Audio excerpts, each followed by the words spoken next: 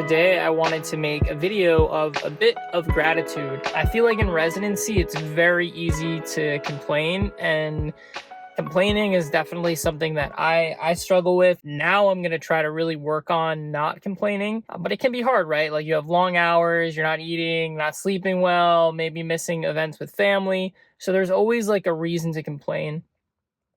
Even like talking among residents, residents don't like something going on in the program.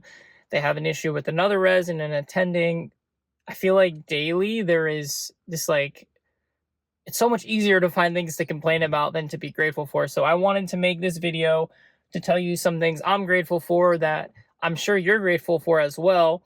Number one thing, I'm grateful to be in residency. Being a doctor was a dream of mine when I was like 16, and it was a long road to get here. And my road was long, but I know some of you have much longer roads than me, and I know you're grateful to be in residency. So when you're waking up in the morning and it's like you're dragging yourself like a slug to get to the car and to get to the hospital, and you're just another day, maybe difficult patients are lined up in clinic, and you're feeling like you can't do it. Just remember that, wow, like look back, reflect, how long did it take you to get here and what positive impact you're about to make. That's transitioning to the second point.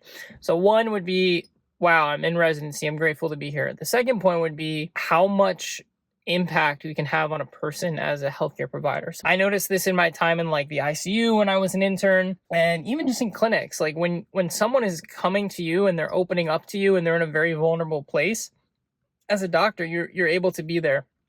There are not many people in the world that have this ability to sit with other people at a very hard point in their life. I think it's amazing that we have that ability to be with people in a very vulnerable state when their health is on the line, and to be able to provide a service to help them and get paid for it. So that's the second thing that I'm pretty grateful for. The third thing that I'm grateful for is all these like new advancements that are coming in healthcare.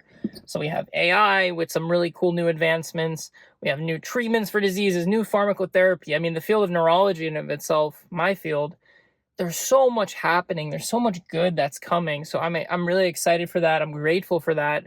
There's going to be so many patients that are going to be helped because of that. The fourth thing is, as a healthcare provider, even though I have a lot of loans, which I do, we want to talk about the negatives, but we will always have a job. I'm grateful for the opportunity to have a profession where I'm always needed, and that I could provide a service where I'm needed and I can find a job. And basically, depending on what you do, you can kind of relocate where you need to go.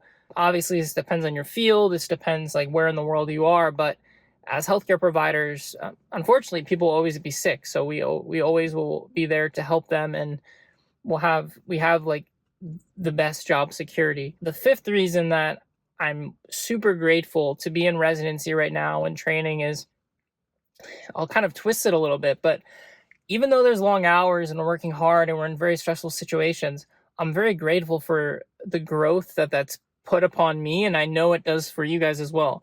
When you're pushed under pressure, I mean, what is it?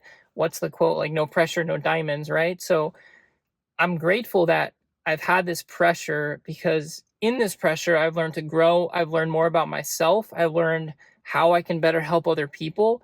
And I think you should be grateful for that as well. I really encourage you guys this week to try to switch the thought process. So try not to complain. Let's try to be grateful this week and focus on the things in residency that we're grateful for.